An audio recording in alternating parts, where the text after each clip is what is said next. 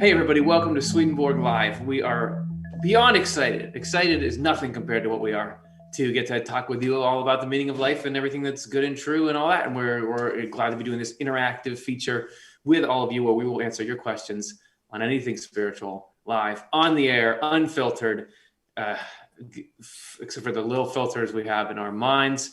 With me today is a panel of exquisite guests, starting with Chelsea Odner. Chelsea, welcome to the show. Hey, everybody. I am glad to be here and just thought, to say a little how am I doing?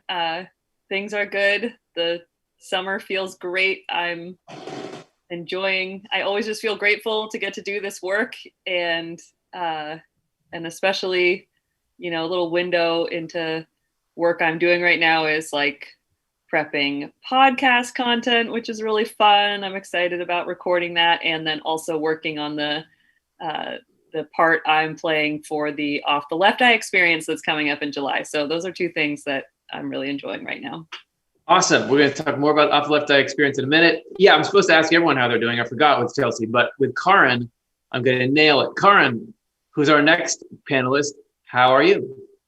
Hi, I'm doing well. We were having some downpours here in the Chicago area. I had a little flooding in my basement yesterday, but not too bad considering what it could have been. And it's not quite as rainy today. So doing well. Yeah, real busy at work. There's lots going on that we're developing for the future. So that's lots to think about. And it's great to be working with this material in many ways.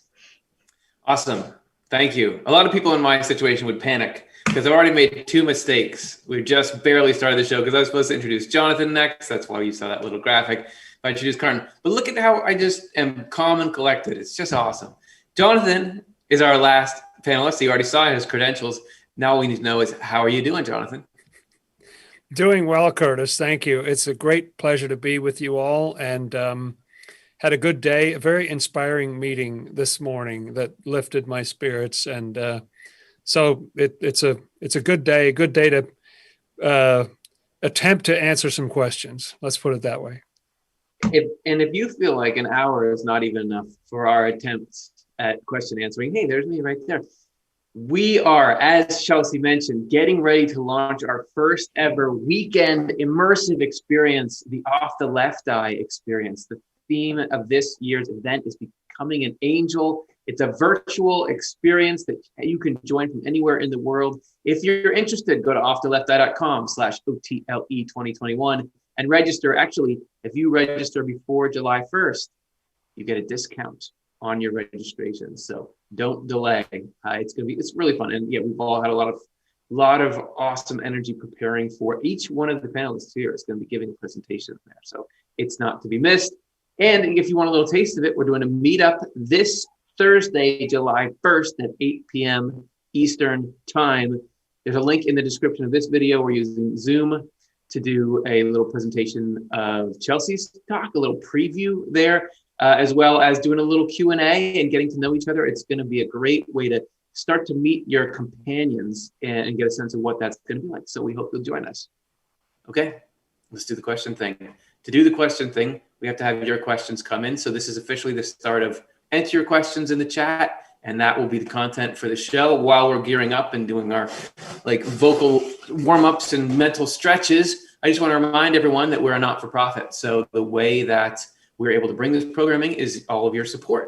And tonight we thought we would make it a fun game by having a funding goal that you'll see beside me. And anytime you make a contribution, we get up toward that funding goal. And if we hit it, we will have a special game section where we will take it to the next level with Swedenborg themed trivia and exploration games that are designed to humiliate us and also give great knowledge to everyone there. So please consider making a donation. We'll see if we can get there. I want to also say one last thing. If you have somebody you're thinking of, I mean, this whole show is about the idea of the reality of the existence of the spiritual world. So get your memorial submissions. And we've been doing this thing the last few programs where if you write the name of a loved one that you're thinking of in the chat at the end, we'll just shout them out as part of our firmly held conviction that they're still around with us and just waiting for that reunion. Okay, so let's get going. And let me read our quote for the day to kind of get us in the mood here and get us going from thinking naturally to thinking spiritually.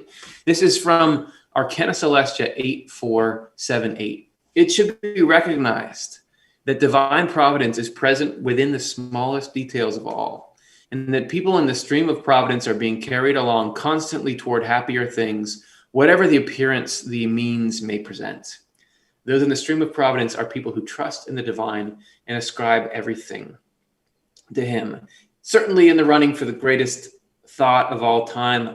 It's one of my favorite Swedenborg numbers. So let's, with that sense of trust, do our best to answer these questions and just know God's gonna do what God's gonna do here. Okay, what do we got? Is there a first question? Oh, let me open up my little question thing. John Bishop asks, as to hypnagogic, lucid dreaming, meditative, OBE, and simultaneous, these are types of spiritual experiences from a show that we did.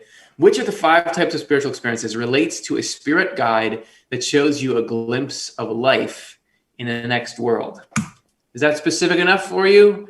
What do you all think? So it sounds like John's maybe having some kind of experience himself and wondering how to tie it in. Yeah, Dr. Rose, you want to kick us off? Well, I'll rush to the fore to say I'm not sure. But Swedenborg does often in his experiences, he doesn't play it up a lot, but it often seems that there's someone or a number of people present with him discussing what he's going through, teaching him. Often he'll say it in a passive voice in the Latin. It was said that this was so-and-so, so there's some kind of explanation going on that accompanies his spiritual experiences. And then in 1 or 2 passages, he also adds that when he would kind of come back down to earth or whatever you want to call it, there would also be an angel there to help him remember what happened, which always struck me as being a little bit like when you have little kids and you take them to the zoo, then the next day you say, remember how we went to the zoo? And remember the animals we saw? Did we see this? And you try to sort of activate their memory. And so an angel would also be active after the experience to kind of refresh his memory. So off the top of my head, I think this may have been part of each of these levels of his experience. It was certainly part of the more intense, the meditative, the OBE, the simultaneous, the upper level ones. But interested to hear what other people on the panel have to say. Yeah. Does anyone else have anything? I feel like that was so comprehensive. But Karin, do you want to add to it? Yeah, those terms, some of them are just indicating how you got into the spiritual experience in the first place. So which category yours goes into, John, could have to do with it. Were you asleep? That would be the lucid dreaming one. Hypnagogic, were you between sleeping and waking? Those are both not actively sought, like you were passive at the time, and so it just came to you. But if there was some meditation you were doing, actively, then I would call that a meditative. If it led into a spiritual experience, that would be, Swedenborg would sometimes be meditating upon a particular topic and wondering about it, and that would lead him into a spiritual experience. So that would be so if that's what you were doing, I would call it meditative, maybe. OBE, I think of OBE as more like you are seeing the physical world, but you're out of your body. I don't know if there's another way of using that, but I think of that as feeling like you're flying out of your body and you're seeing sights along the way. I don't know if there's another use of that. And I can't remember what simultaneous means. I have to go back and watch our show. But, if you were meditating and then that got into it, I would call it meditative. But it does depend on what you were doing that brought you into it, what you would call it, what category. So what did simultaneous mean, guys? I can't remember. Was that just in reference to Swedenborg's experience, where he just describes being simultaneously aware and conscious and active in this world while he was able to just carry on conversations with spirits at the same time, which seems like maybe the least common of those experiences. Like being aware of your physical surroundings, but you're also hearing or seeing spirits at the same time. And Swedenborg will even sometimes have spirits comment on the physical world around him or interact with it. Like they would try to, some negative spirits tried to get him to throw himself under the wheels of carriages that were passing by. So in him particularly, this blending of the two experiences. Okay, so if you go totally into that other world for a while in a spiritual experience, that's not a simultaneous. That's one of the others, and depending how you got there. Okay. Yeah, I think that's a great point. Just that I love that idea that all of those are entry points to the same spiritual world, or the same, capacity that we have in our minds for that interaction with spirits, or that ability to receive messages, whether it's through dreams or different things, rather than thinking that they're sort of different places or states. Like they all can kind of hold that possibility. So that's cool. Yeah, and that there's a number of ways that you can end up there. That's pretty cool. Cool indeed. Thank you so much, everyone, for your insights on that. And thanks, John, for asking that question.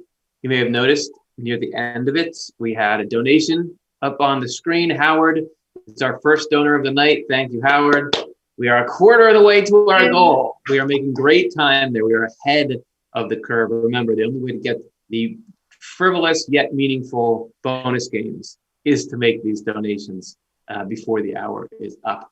All right, the next question comes from Tara Ray, who asks, I am wondering if the words fear and hate have meanings in the word different than how we might understand them. For example, fear God and hate others for the sake of me. It doesn't even say hate your mom and dad for my sake. So yeah, I mean, can we please sort that out a little bit, because it seems a little harsh and a little confusing. Jonathan, what is God trying to say here? This is a great question, and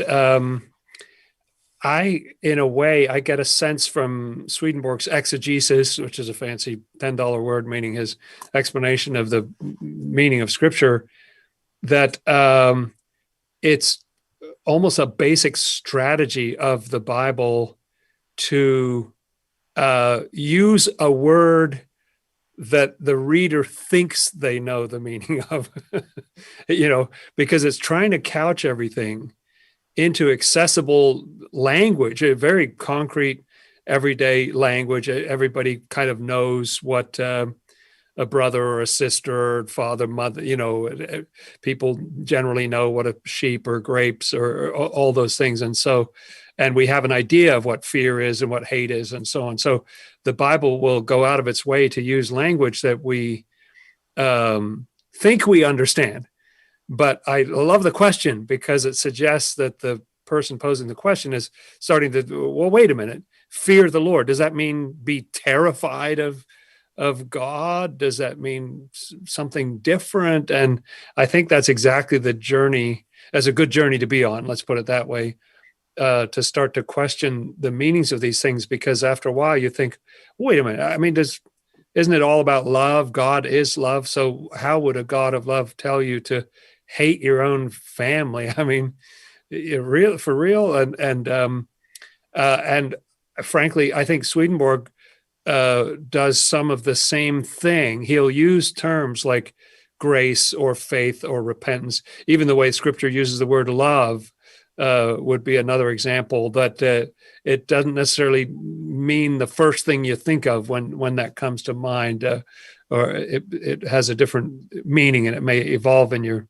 head over time. And so Swedenborg will use terms like, repentance or imputation or whatever. But when you study it, you realize, well, he's kind of using it in a different way.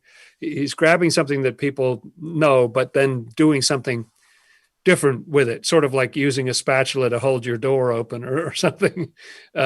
a terrible analogy, but No, I'll it's stop now. I think it'll become known as the Jonathan Rose analogy. Yeah, but no, that's a great basis for me, because now I understand. All right, so we are hearing a language that resonates with us because it's in our vocabulary, but the vocabulary is almost being asked through familiar vocabulary to come to a new place, which Swedenborg is very fond of spatulizing the door, as they say. So Karin, yeah, where do we go from there? Yeah, I'll take the word fear, first of all. And there's two things that come to mind when I think about something in the Bible that will say something about fear of God, And the one thing is the Bible is often talking in terms of how we might view things when we're sometimes in a lower state of mind. And when we're in a lower state of mind, we can be afraid of facing the truth, or, have fear about what getting closer to truth or love might show us about ourselves, or something like that. So that's one nuance. But mainly Swedenborg says that the concept of fearing God, the deeper way to understand that is the way you would be afraid to hurt someone that you love.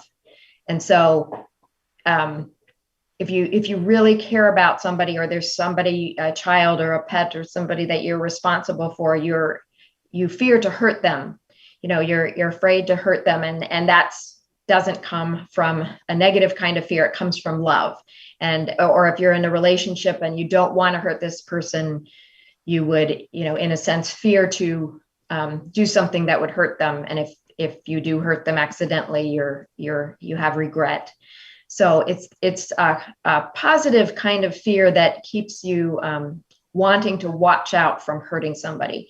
And so the idea of fearing God in the deeper sense, in the heavenly sense, is that you would just never want to go against what God wants, because that is all about love and taking care of everybody. And to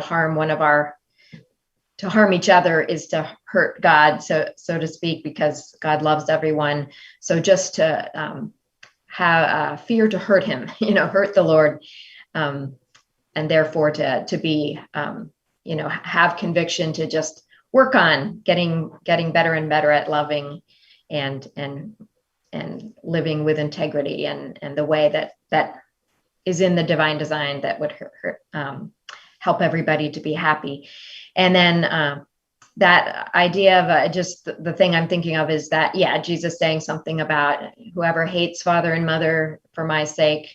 And again, that's a strong word, but the symbolism of father and mother and family, as I think we've talked about in other shows, isn't about your actual family members. It's about things in your own mind, like your own way of understanding things. And these are things that we have to surrender to be able to understand things from the Lord's point of view, and let go of those things that we consider our own family of ideas, family of thoughts and feelings, get beyond that. And so I think contained in that wording by Jesus is just like whoever is willing to reject kind of your own agenda, your own perspective and things for the sake of opening up to the Lord's agenda of love and long-term perspective. It's that word hate is having to do like turning away from something. So something that would get in the way of opening up to the Lord's love for everybody and going with that. So there are my thoughts about that. I love the point you made about the true meaning of father and mother. And it was on a recent show that we did explaining the meaning of one of the Psalms. It might have even been Psalm 91, where it says, everything's going really well. And it says, even if my mother and father abandon me, you won't abandon me. And it's just a strangely bizarre, sad scenario. But it's talking about that even if we get to the point where what we thought was our own, the things that were in control of us, we actually realize we're not, that it's really God in control of us. That's what it's about. So really you can't get it at the core of these confusing statements like fear God, hate mother and father, without understanding the singular focus of Scripture, which is for God to talk to you about your thoughts and feelings and how to allow God into this. So I love the idea of raising that up. Hey, everybody, thank you so much. We had 2 donations come in during this. We had John who gave. Thanks so much, John. He gave in memory of Patricia and Emerson Bishop. So we honor their memory here. And then Juliet gave. And we are now up to $80 total raised. We are getting towards our goal. I think we're on great pace to make it and get the games that we're all here to see. Thank you so much. Next question. And thank you, Tara Ray. That was a great question and some great dialogue. So I appreciate did Chelsea have any thoughts though? Oh, no. Okay. We're trying to get Chelsea to weigh in on that, but that's one subject she's definitely staying away from. No, I'm just kidding. Okay, Tema asks, I love this one. Do we have to make a living in the afterlife? If we are good spirits, do we still have to deal with undesirable things in the afterlife, like robbery, illness, or parasitic creatures? Which is just the question of how much is this suffering stuff have to be around? Is in heaven we have to have it? Is there ever a time in which the things that here it's just, I can't control? Can you ever really be immune to that sort of stuff? So what's the answer? I want to know. Karin, do you want to start us off? Sure. Yeah. You don't have to make a living in the afterlife the way we do on Earth. Like everybody has, in order to have a house and food and everything, we have to go out and earn money and pay the money. That's not how it works in the afterlife.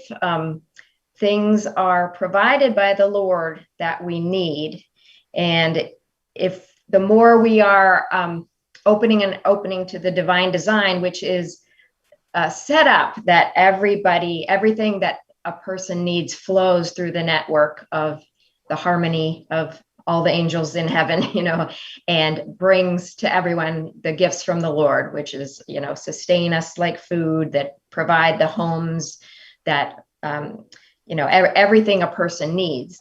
And in heaven, angels do absolutely have jobs or tasks, but it's totally for the sake of the joy of being of service to other people and making a positive difference to the whole. It's not for the need of earning money to get the necessities of life, because as I said, those are provided. And so it's the only thing Swedenborg says about like people having to sort of earn something is if people are, turning away from that heavenly state of life and, getting towards the hellish state of mind and refusing to be a part of this network of harmony. There's, sort of more of a like having to work to get some food is sometimes like something Swedenborg describes, but it's just because they're not in this flow. They chose not to be in this flow. And the way it works is what in the afterlife, what you put out comes to you. So everybody who is just because of love, just giving to the whole, receives everything they need. If somebody's cutting themselves off and just saying, I don't want to share or give anything, it's sort of messing up the system for them. And they have to kind of be a little more compelled to be of some kind of service so that a flow can come to them. So, but yeah, as long as, the system is set up that we don't have to earn money and earn a place to live and everything, is just get into this flow. Everything is provided by the Lord. That's the way God wants it. Nice. Yeah, was making me think of how and I think you're sort of getting at this, Karin, where in the afterlife, as Swedenborg describes it, there's different realms and areas. And so the world of spirits, he calls it, which is midway between heaven and hell, is this enormous, expansive place that everybody goes first before whether they find their true home. And then, so I would think, and he describes in the world of spirits that there's quite a lot of sort of spirit trickery that can happen and go on, because you have spirits that are trying to manipulate people and, do pull one overs on various people for various, ends. And so it's like, seems like there is that capacity, not that there's, like Karin was saying, that sort of the goodness, what's in your heart, is going to be a protective factor for all of those things. But that Swedenborg described having to be sort of, and angels would sort of clue him in to things about like spirits trying to appear one way, and they're really looking to try to manipulate you in some other way and everything. So that sort of, intentions that people have are still at play in the world of spirits, and particularly in the world of spirits, and then more so in hell. But then in heaven, even Swedenborg describes that people, like, there's this interesting element at play where, even angels go through cycles, and they're, human beings who are developing. And so our ability to, it's not the same sort of like, oh, I've been robbed, like this random, I was robbed and it feels horrible and like somebody attacked me or something. It's more like things can happen, but there's a reason, or like it all is meaningful to your own spiritual journey, if that makes sense. So he describes if you're sort of going off course, or getting sort of getting wrapped up in thoughts or feelings that aren't necessarily as aligned with everything that is loving and wise, then things can start appearing in your environment to help clue you into that. And it can look like it's a superficial thing, like your garden is wilting, he describes it, or you get stains on your clothes, he gives in one example, and things like that, where it's like things that seem like not great, illness or something, or some issue with your environment. But it's all governed by spiritual laws, not by physical laws. So it has to do with what's going on in your heart and mind. And it's a way to clue into, oh, where do I need to kind of recenter myself or whatever. So sort of different elements at play, it seems like, on different levels in the spiritual world. So. Yeah. So I want to hear, Jonathan, you weigh in. Just before we do that, though, we got some good news on the giving front. I didn't mention this, but Juliet's gift was in memory of John Gregory Marshall. So thank you for honoring him. Celine gave. So now we're up. And then we had an anonymous gift come in. Thank you, anonymous. And we're up to 130. Now we are closing rapidly in on our goal. But yeah, Jonathan, what does all this conversation stir up for you? It's such a rich question. And it makes me think of Paul's teaching that the spiritual body, there's a physical body and the spiritual body, and the spiritual body is incorruptible. And Swedenborg definitely seconds that idea that generally speaking, the body, whether you're evil or good, it sounds like, physical health problems, that's not a thing. Somewhere Swedenborg says there are no hospitals, there's zero hospitals in the other world. So illness is off that's not going to happen. The other thought that it brought to mind was that I get the impression that goodness and love and compassion are actually, they might seem sort of weak or meek in certain lights, but the way Swedenborg describes it, they offer tremendous protection. And the more that we're in those states, the more protected we are. This fits with other things that Chelsea and Corin just said. So it depends on our state. Even angels can sometimes have a bad hour or, be momentarily self-centered or something and get into a weaker condition. But as long as you're in that state of love and compassion, there's tremendous protection in there. So I get the impression that a lot of angels, when they're doing their job, are bulletproof. Basically, they can't be hurt. I remember Swedenborg and an angel saying at some point, when people had threatened to drag him into the center of town, and Swedenborg said, and the angel said, "We will not be forced, much less dragged, but we will go with you." But it kind of had that commanding air of like, "Oh no, you're not going to drag us."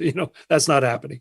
So I think when they're in that state, when they're in their usefulness, there's a great strength there, and so it's incentive for us while we're here in this world to develop more of that goodness, because I think that really keeps us safe from all kinds. Basically, the whole idea of salvation is safety. It's the same word in in Latin and Greek, that to be safe from harm is basically what the Lord is offering us in salvation. And those states of mind can lead to really tangible results in the spiritual world. There's cities, most famously the New Jerusalem, are described as having walls around them, and Swedenborg talks about cities with walls that seem to really have an effect. That there talks about spirits within cities that are protected from sort of wandering marauders that are outside the cities, and that even not being quite in heaven, where when you approach heaven with any kind of malice in your heart, you can't breathe. So there's definitely that protection there. And it seems that the whole heaven and hell process that Chelsea alluded to in the world of spirits is a separating of what's helpful and what's harmful, and that things like parasitic creatures or organisms, I would imagine this extends to microorganisms that really destroy other living systems, those correspond to the kinds of thoughts and feelings that are consistent with the mindset of hell. So that stuff is more around the hellish areas. And actually, strange to say that people in a hellish state of mind can actually be quite fond of that kind of stuff. I remember Swedenborg talking about, that spirits almost like having lice, but they enjoyed it because it corresponded to the kind of depraved states of mind you get when you don't think anyone else is worth anything. So if that's a little bit of Swedenborg weirdness for you, okay, we're going to take our halftime break and do a little raffle. But first, Karin, did you have a closing thought on that? Yeah, just in general, like you guys are saying, goodness, the more we can connect with God and build that goodness that he's offering, the more protection. That was in both Psalms we did recent shows about, and amazing clarity, in the other world. Just story after story, if someone is encountering something difficult, if they turn and pray for help, it seems to come immediately, like the clarity or the help or whatever. It's not like in this world where we can flounder for quite a while. So there's so much more help, just boom, available, and protection if we're willing to turn towards the Lord and goodness. Excellent. Okay. Well, here we are. I want to announce we had another anonymous donation. Thank you so much. We're up to 155. And we do want to acknowledge just how much your gifts have meant to all of us throughout this whole month, like always. So we're going to do a little giving back here by doing our monthly donor raffle. So just everybody who's donated this month, thank you so much. We appreciate it. Bottom of our heart, it's allowing this work to happen. And now we want to give away a few things. First, we have 3 categories. First is the all donor raffle. So anyone who gave this month, you are entered into this raffle. So let's see who walked away with a fabulous prize. Bill Burris won the all donor raffle. You will get your choice, Bill, of a copy of Swedenborg's Heaven and Hell, the New Century Edition, Portable Edition, or the audio book of the same. Both excellent choices. Thanks so much, Bill, for donating. Our next raffle is the new donor raffle. So if you donated for the first time this last month, you're in this raffle. And let's see who we are welcoming in with this one. Christine Pitalangus, who got Divine Love and Wisdom, or the audiobook of Divine Love and Wisdom, which I'm still listening my way through and gaining much insight from. So thank you so much, Christine. And then finally, our recurring donor raffle. So the next step you can take if you want to make sure we have a consistent base from which to shoot these ideas out into the world is to sign up to give a little bit every month. And that allows us to know where we stand. And it's so helpful to us. So from all of those people signed up to give every month, we had a winner for our recurring donor raffle, which was none other than Margaret Waters Hill, who is going to get Divine Providence or Divine Providence audio book. Thank you. Thanks everyone. No token of our gratitude, and just say thanks so much that we really, this is no hyperbole, we couldn't do it at all without your support. All right, let's do more questions. That was fun. I want to do some more. This is from Ray Wisdom, who asks, it is my understanding that the mind is a non-physical entity. So does Swedenborg say anything about the mind actually being housed within our body? Mm-hmm. Okay, let's talk minds. Jonathan, what do you think? Well, yeah, it's a great question. And he definitely supports that idea of the mind being a non-physical entity and eternal, indestructible entity at its core. Is the mind housed in the body? This is something that Swedenborg pursued even before his spiritual eyes were open. He was fascinated with this question of how does the mind and the body interact? A lot of philosophers were thinking about that intensively at that time. What Swedenborg finally came to, or was led to see, was this idea of correspondences that some people sort of think of angels as being up in the sky somewhere, like the heavens are just out there in the universe, in a galaxy or something. Swedenborg said, no, there's an entire non-physical realm that parallels this physical realm, and they're intimately connected through this quality called correspondences, which is that they perform the same function in these two separate worlds. Everything in the physical world is physical, everything in the spiritual world is spiritual, and we happen to be creatures that bridge both of those worlds. So our minds and thoughts and feelings are non-physical. Swedenborg gives an example, the fact that you can think of someone with love who's on the other side of the planet, and it doesn't take all day to sort of call their mental image, up in your mind. It's instantaneous because the mind is not restricted in time and space the way the body is. Swedenborg says at one point, which was striking to me, that if the mind were not everywhere in the body, any part of us that the mind is not in just dies, period. Boom, just that's it. The thing that sustains life in our body is our spirit, the presence of our mind and heart. And so that it is in every toenail, our spirit is active in every single part of our physical body. Could we just get a definition of life? The life has a mind within it, because if there's a part of the mind that's not in our body, I just know this because I was, for a couple of years, I was studying biology in college, and there's the definition of life is not really succinct. There's not like one clear factor that makes something alive versus not alive. They have to say, oh, well, it's made up of cells, it grows and divides, it responds to its environment, it can use energy. So if there is this one element, which is that there's a mind connected to it, and what it isn't, anyway, that would be very cool. Other thoughts on that, Karen? Yes.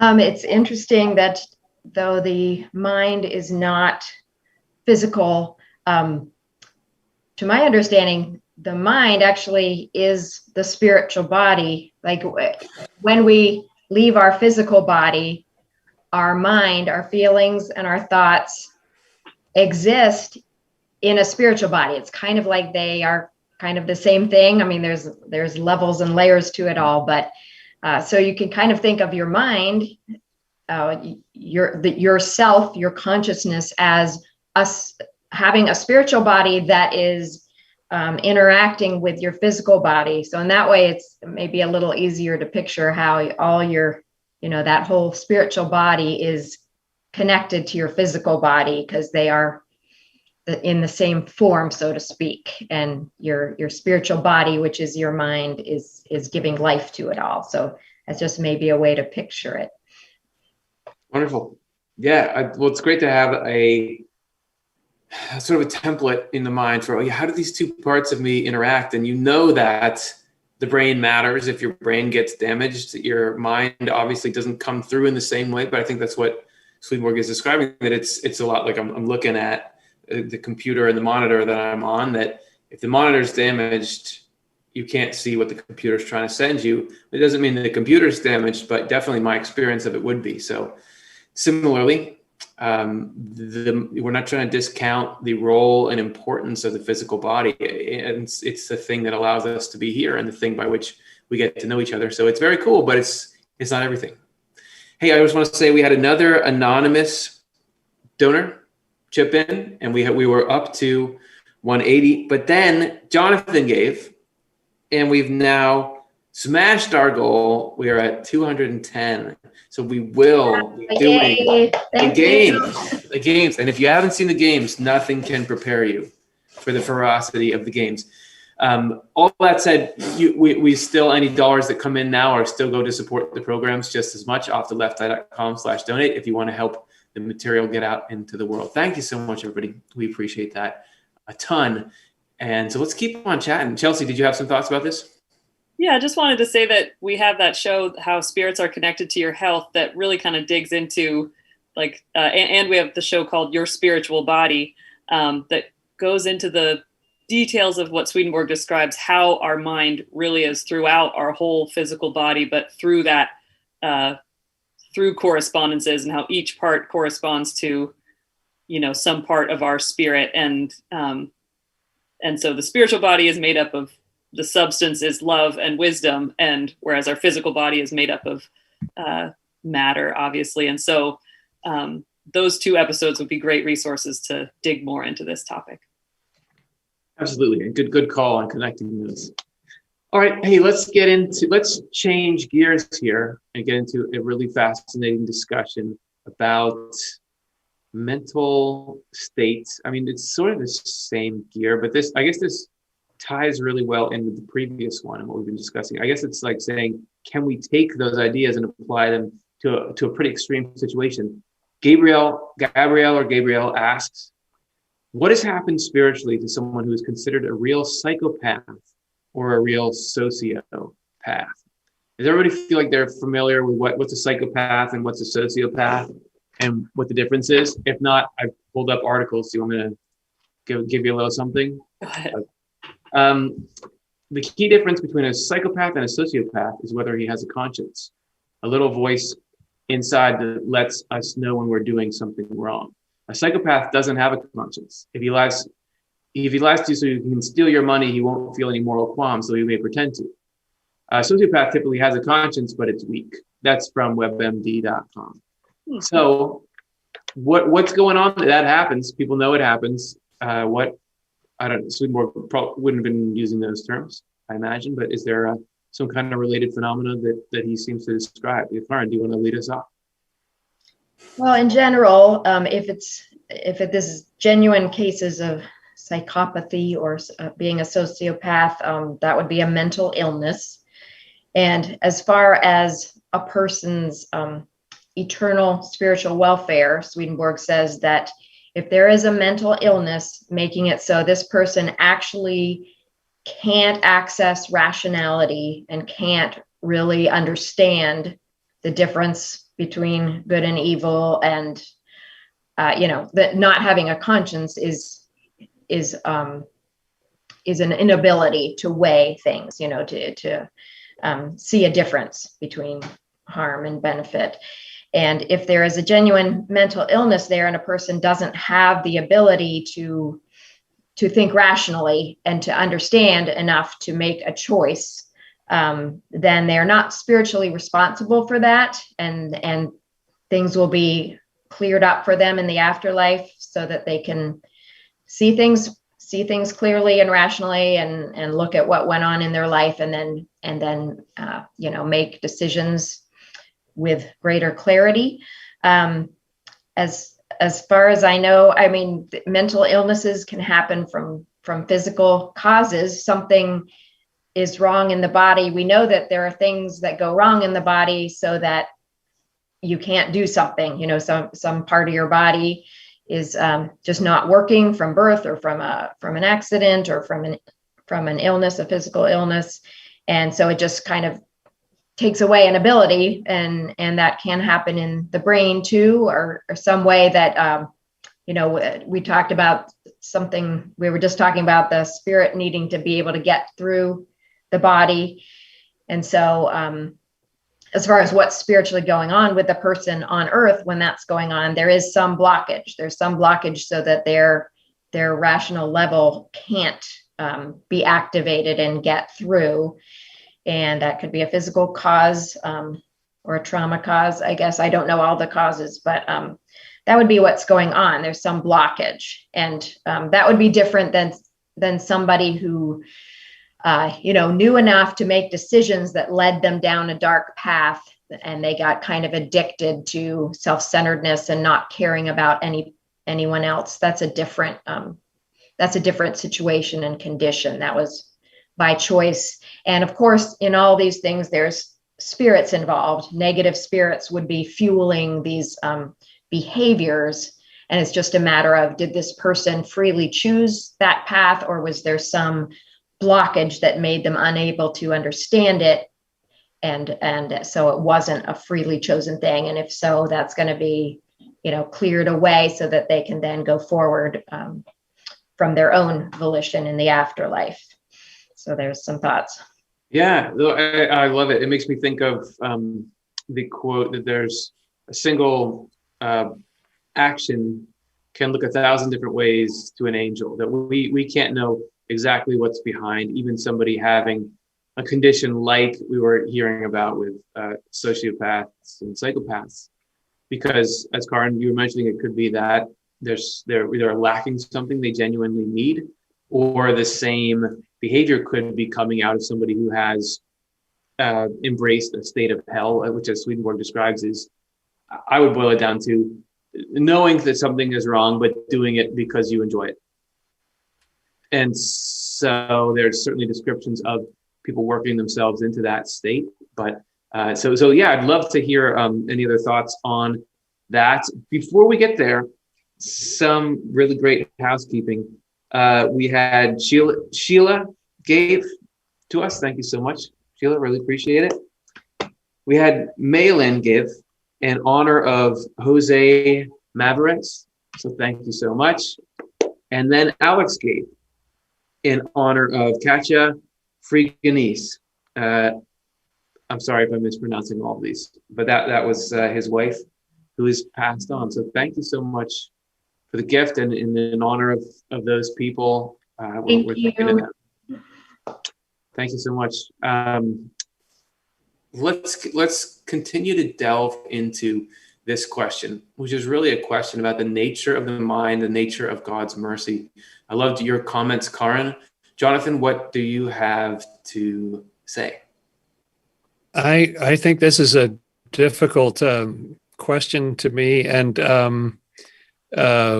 as Karin said, Swedenborg does emphasize that you can't judge from the outside what's going on the inside of other people. You're welcome to try, and you have to make judgments. It doesn't mean, hire a psychopath to be your babysitter or something, but that you can't really make a determination about heaven or hell for someone. Swedenborg has a lot to say about conscience, and conscience is a very important thing, and even higher than that is perception. And so I think there is something that is very disturbing to a lot of people with the idea of someone with just no conscience. There are shows about that, aren't there? Like serial killers, or people who can just do something horrible and then just have a nice dinner and go on with their life. Like they don't feel anything. Really seems like something's dead inside when that's the case. The only other thought I have about it is that the Lord is constantly reaching out to everybody, and no one is unreachable by the Lord. There are people who make themselves like, no, I'm committed to this. I love this. This is what I love. I have my freedom. You can't force me. This is what I'm going to do. But everybody, there is nowhere in the spiritual or mental or psychological universe where you're out of reach. All those kind of healings that the Lord did in the New Testament are images of the Lord reaching people in different kinds of states. And there are very moving stories in Swedenborg's works about people who Swedenborg just felt were hopeless, and then he sees them just kind of transformed. And so that's a cool thought. Just seems like it'd be appropriate to pray for people in that condition, because how horrible not to feel things. Like, how dead do you have to be to not realize you've just hurt somebody, and that's the same as you being hurt? Like, it's a very weird condition, but it does make us think about conscience, doesn't it?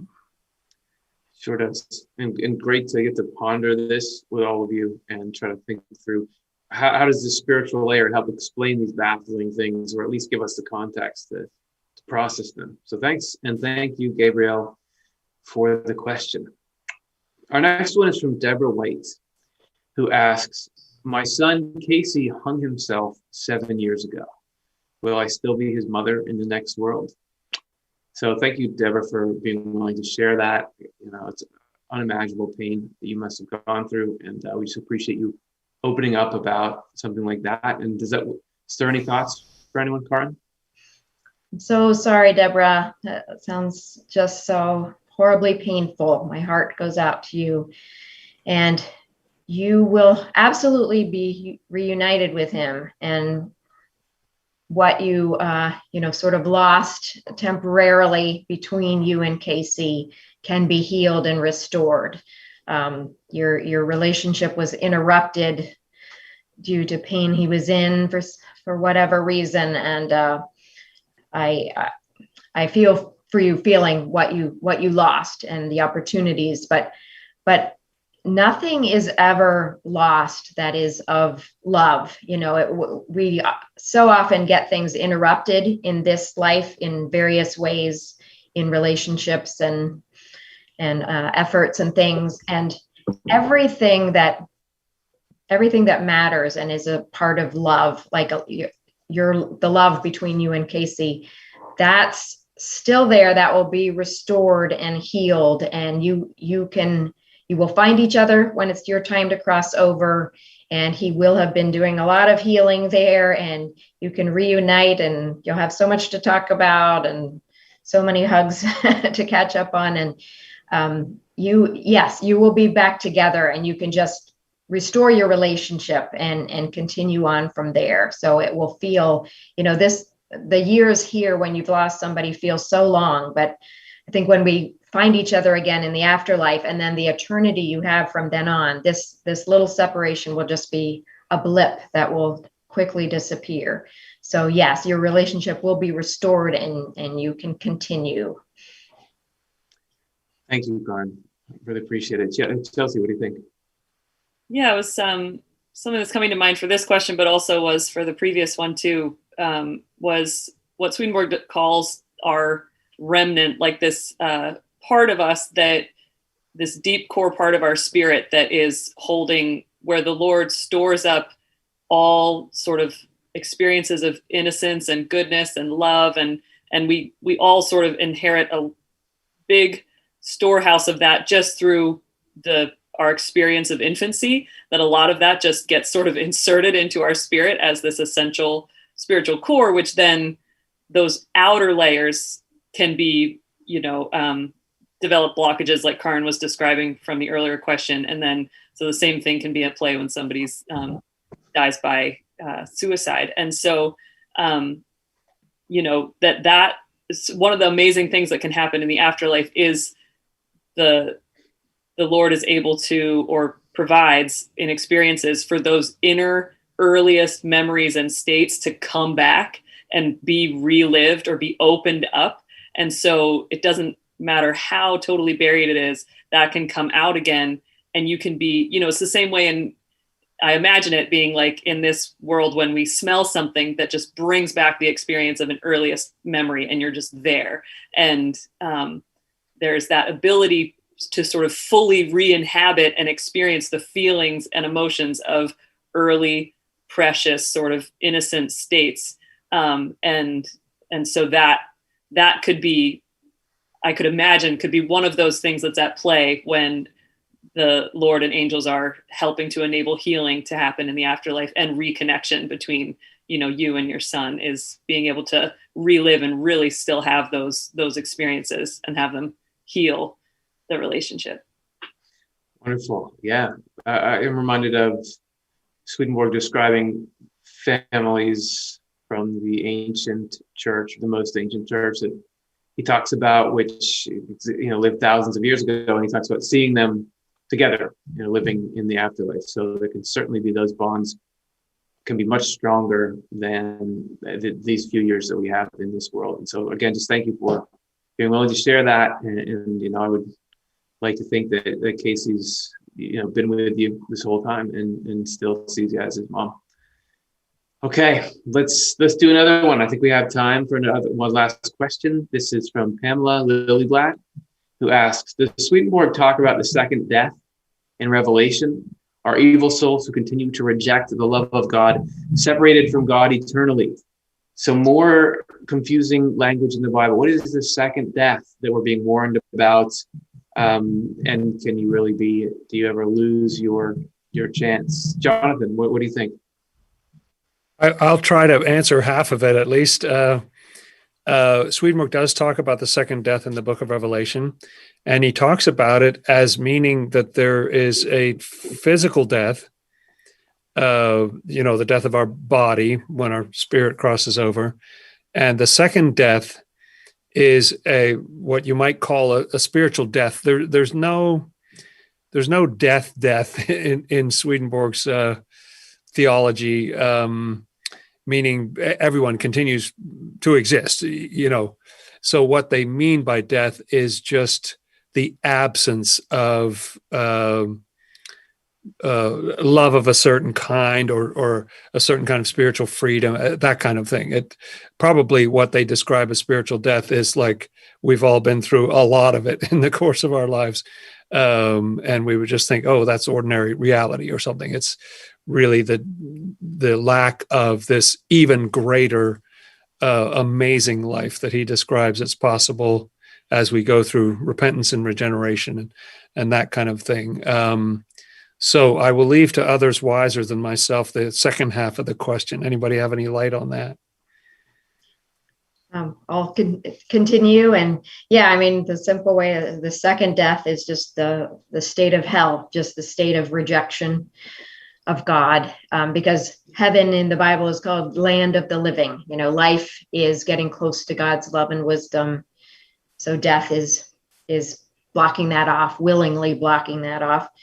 And the second part says, are evil souls who continue to reject the love of God separated from God eternally. The thing is, as long as someone is actively rejecting something, they can't have it. Just like if we're rejecting something, we can't accept it. We have to accept something. So as long as a spirit is rejecting God's love, that they are in a state of hell. And the Lord continues processes to lead, evil spirits or people who have turned to evil to break down that rejection, break down the passions that resist and reject heaven.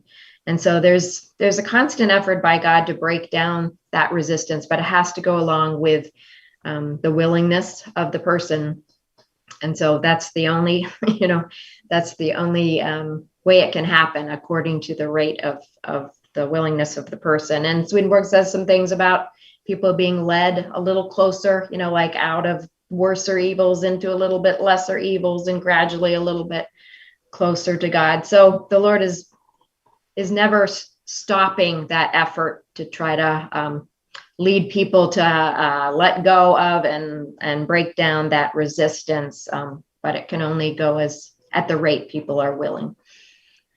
And separated from God, but there's levels to that. I mean, you can't be separated from God. You would cease to exist. So even in those who are most wholeheartedly rejecting God and turning their backs, there's still light coming in from behind, so you can at least see a little bit. God is always there and giving you a ton, even if you're not. That God's not getting to give you the life that He would want to. So you're not that separate. Right. Hey, look at us. We're like all the way at the end of we got to get to, we could just keep doing questions forever, but we've got games to get to. Before we do that, let's get to our Thought Brings Presence segment. We had said in the beginning that we wanted to. We've already been doing a lot of talking about those who have passed and how much that connection means. And this is a chance to further the reality of that. So Karin, do you want to take it away? Yeah. This is our Thought Brings Presence segments where we're thinking about people who have passed over but are still with us in love and in spirit. And we have a quote from Helen Keller from her book, Light in My Darkness. And that says, my faith never wavers that each dear friend I have lost is a link between this world and the next. A beautiful thought that everybody that we love that has crossed over is one more link, linking us even more strongly to heaven. So here are some people that you're thinking of today, and we're going to think about with you. Shashira S. is thinking about Akash, my younger son who left us on December 3rd, 2020. And Vivi is thinking about Marina and Photios, my mother and my dad. Colin Vickers is thinking of Stacy Draper. Shout to my uncle, Stacy Draper, who struggled a lot in life and may have been murdered. Aw. Jocelyn Stuff is thinking about Matthew Dale Stuff. Tina Hansen is thinking of my little sister, Angela. Angela is on my heart today, passed 1997 at age 25. Deborah White is thinking of my son, Casey, who passed away in 2014. Myelin Soto is thinking of Jose Mavarez. My husband, Jose Mavarez, passed away last November, and watching you guys really helps me a lot. I miss him very much. Pearly B, God's Child, is thinking of Jessica Bell, missing my daughter. She went into the afterlife on 12/11/20. I'm missing her so much, really longing to hear her voice and see her in my dreams. And finally, Peter Kaufman is thinking about Benjamin and Robin, my son Benjamin and daughter Robin, in spirit, both so young, left so early. Well, we're thinking of all those people with you and sending love to all your families. Yeah, thank you so much. We appreciate you being willing to share that with us. We have a feature on our website, which is our tribute wall. So if anyone who's donated $25 or more, and you just, as a token, want to put someone's name up there, you're welcome to do so. We have an in honor of, in memory of, just another way that you can put their name out into the world. I urge all of you to go check it out and see the people that other people are thinking about. All right. Thanks, everybody. That was awesome questions and awesome discussion. And now it's going to get real. It's time for the games. And the games start with grading Swedenbot.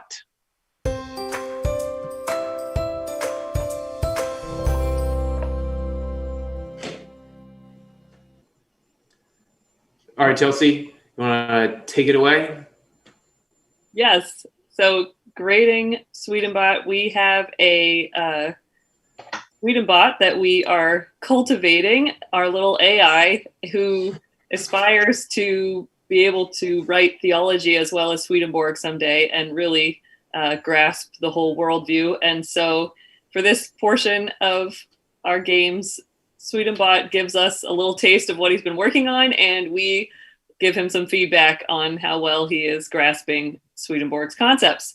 So last month, in the last episode, Swedenbot wasn't doing too well. He got pretty low grades. So we're going to see if he's improved at all over the last month. And this is real. Like, we really did. We really do have this AI. And so these are Swedenbot's expressions for us. So. All right. Yeah, what's the first one? Let's see. The Lord teaches that we are supposed to ask what we are truly like inwardly.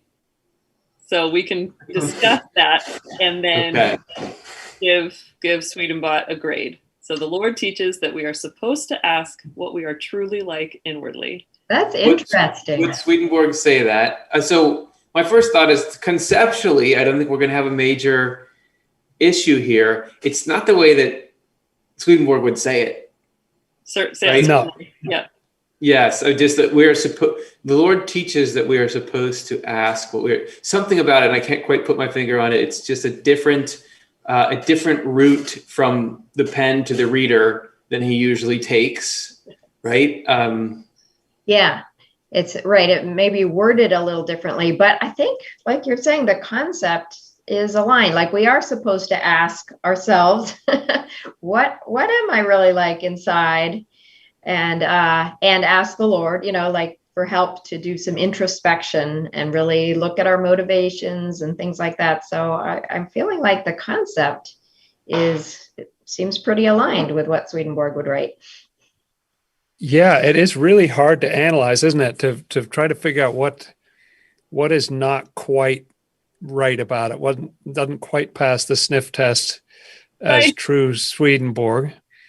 There's something about teachers that we're supposed to ask. It doesn't say who we would ask. Are we supposed to ask the Lord or ponder ourselves? Right.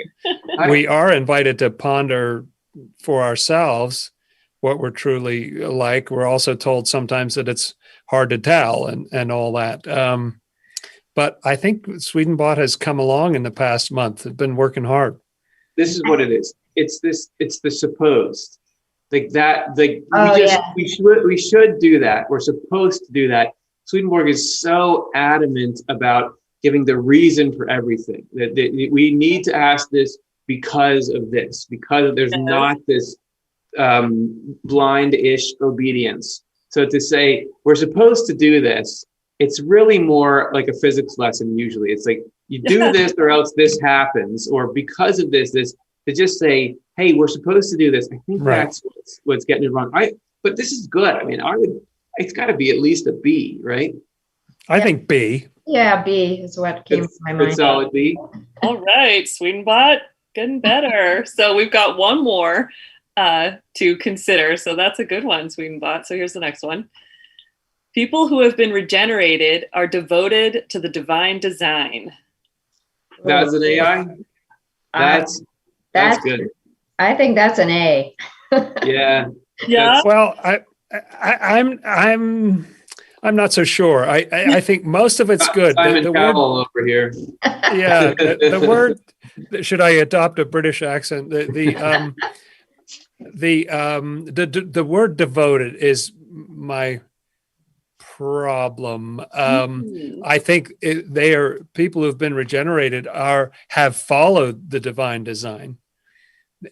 You know, devoted to sounds like you are intellectually gung ho about it, or like, yes, I'm a fan or something. And I don't think he would quite say that. Oh, like you're saying it's not precise, and like his definition, this second statement about your state is not precise enough. That it's a little too much of a sounds cool, but it's not technical enough. Yeah, that would be my. So I would vote for a B. I know we don't have pluses or minuses in this game, but I'm a curmudgeon. Ooh, and we've got that's the translator speaking. So I think maybe we gotta listen to him, right? So B, all right. Double B. Hey, Swedenbot, good work. But it's good. Better than last time. It definitely is. Yeah. All right. Thanks everyone for playing Grading Swedenbot, and now we'll move on to our next game. Oh, do we have the intro? It's called.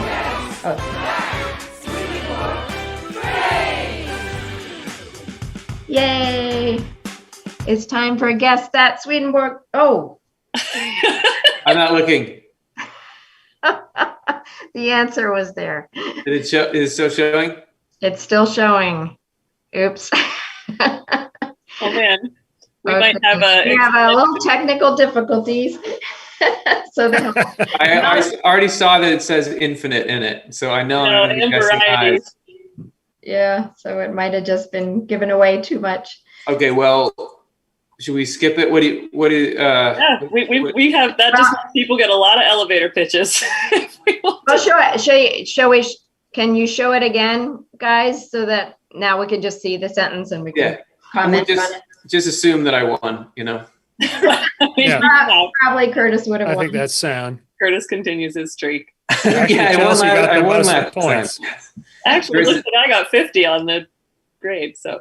Oh, I love the quote. There is an infinite variety of good activities in heaven. Well, it's a wonderful concept. So we'll just spend a moment acknowledging that anything good that, there is just infinite ways that we can find to engage in goodness in heaven. And that's why heaven will never be boring. Sometimes people wonder, is heaven going to be boring? There's, what is there to do? It's just infinite. There's just every moment there's something new. Every day there's some new aspect to the thing you love to do that you can dig into and learn about and apply and try. And so it's infinite, and the variety is infinite. So everybody's got their unique angle and take on contributing to the greater good.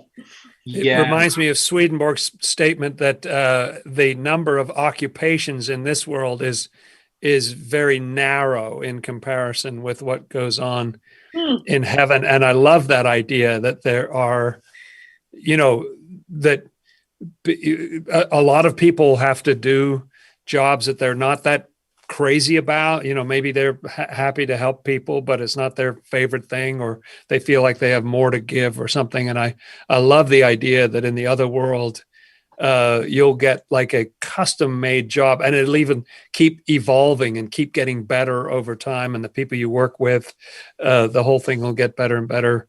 So I love that idea of like a much vaster employment situation where, as we said before, it's not to make a living, to make a mere living, but for your real usefulness. What's the unique thing that you can contribute to the whole? And there's no limit to that. There's room for you, even if you don't totally fit into this world the way you might like. People always try to reduce it and say, oh, well, what's heaven? It's like earth, but with all the fun stuff taken out, or all the bad stuff taken out, so it's less. But really, there are many more things there. There's possibilities there that we don't even understand here. Like, it's like, as Swedenborg often describes, it's like looking at the hand, but then zooming in to see the cells. Like, there is so much more on the heavenly level that we can't even begin to imagine here. The sense of it ain't boring. Okay, thanks everybody. I feel like I still had fun playing that game, regardless of how the actual thing went. Let's move on to our last and most dangerous game. Okay, the elevator pitch is where a robot computer will select one of us and a Swedenborg topic, and then the individual who gets selected will only have 1 minute to give a concise summary of that topic that would convince someone that it's meaningful for their life. So let's take a look at our topics and our people and see what the machines do. Spin those wheels. Dun, dun, dun, dun, dun. Jonathan is going to do angels and demons. Okay. We're stepping on an elevator. Here we go, Dr. Rose. Are you ready? 3, 2, 1. You're on. All right. There has been this idea in different cultures all over this planet forever, this idea that there are angels and demons. There's some kind of evil spirits, there's some kind of good spirits, the ancestors, and our modern times are unusual for poo-pooing this idea and rejecting it. It's been rejected from the idea of mental health. It's rejected from the idea of physical health and other areas. And yet I think it's an important idea because Swedenborg says that there are actually angels and demons with us, and they have a lot to do with what we're thinking and feeling. And if you don't take them into account, you never really get to the bottom of what's going on with our mental and emotional health. So let's get them back in the game. Oh, that line at 7 seconds was really strong. Like, hey, you're not going to figure out what's going on with yourself unless you have this. I mean, you had me at poo-pooing, but there you're really. All right. Thank you, Dr. Rose. You landed that real well. It was good. Yeah, it was really strong. Tie together. While we were in the game section, we got another donation. And that was anonymous donation in memory of Robert Engel. Thank you so much. Thank you. For your contribution. And thank you, everyone. We actually had 12 donors, 3 of whom were brand new, for a total of $510 to support our not-for-profit mission. So thank you so much, everybody. Thank you. Crazy. Wonderful. Much appreciated. And if you're watching in post, no problem. You can still affect the mission in the same way. Go to offtheLefteye.com/donate. Any time of the week will help get Swedenborg's message out to the world. So let's do another elevator pitch. You think we have time? Okay. Yeah. All right. The clock is still going. Let's do it one more time. Here we go. We got 1 minute. It better not be me. Oh. Oh, wow. Look at that. It goes down to Jonathan's not on it anymore. That's amazing. Okay. Chelsea, your streak continues. You're going to talk about heavenly happiness. What is it? I've just stepped on this elevator. 3, 2, 1, go. Well, this is probably the $1 million question, right? Is like happiness, the pursuit of happiness. How do we achieve happiness in this life? And so heavenly happiness is not just happiness, but an upgraded happiness. And the answer might surprise you, because the way that happiness really works is to understand that there is one divine being that is actually the reality of everything, the Lord, who is love itself and wisdom itself. And when we surrender into this giving over our power to listening to that, to God in our hearts and minds, that's how we actually gain true happiness. So it's not even an achievement, it's a surrendering of selfish concerns for learning to listen to this inner voice that will bring you to heavenly happiness forever. Oh, I'm sold. I want that. What you were saying. That's great. Oh, that's cool. And it's so true that's what everybody's looking for, the pursuit of happiness, and it's in a place you might not expect. So great. Thank you, Chelsea. Thank you, Jonathan, for pitching your lives here. Oh, you think we can do another one? Okay, go. Oh, let's do it. Yep. Just go quickly. There's no time. Spin it. It's not going to be me, so I don't. Yes. Karin on divine providence. What's divine providence and why does it matter? This is going to be 3, 2, 1. You're on. There is a divine design. There is an ideal plan and structure for life and existence that flows perfectly and beautifully and brings happiness to all. And divine providence is the efforts of God to bring things back into the divine design. So we are given free will as a human race because we wouldn't be human without it, and happiness couldn't be real unless we freely chose it. But as we get out of the divine design, things get awry and messed up and there's troubles. And so divine providence is taking every situation and trying to bring good out of it, trying to bend us back towards good, to choose good. And so providence is guiding everything in the direction of back to the divine design, to heavenly happiness. And divine providence is working in every one of your lives, every moment. Thank you. Oh, I'm in. Whoa. That's right. Wow. Well, So how does providence relate to having 3 elevator pitches? yeah, really. Well, I think you can see there's providence in that there's only me left and we're out of time. So the Lord, like this, is the Lord protecting me or not? Right?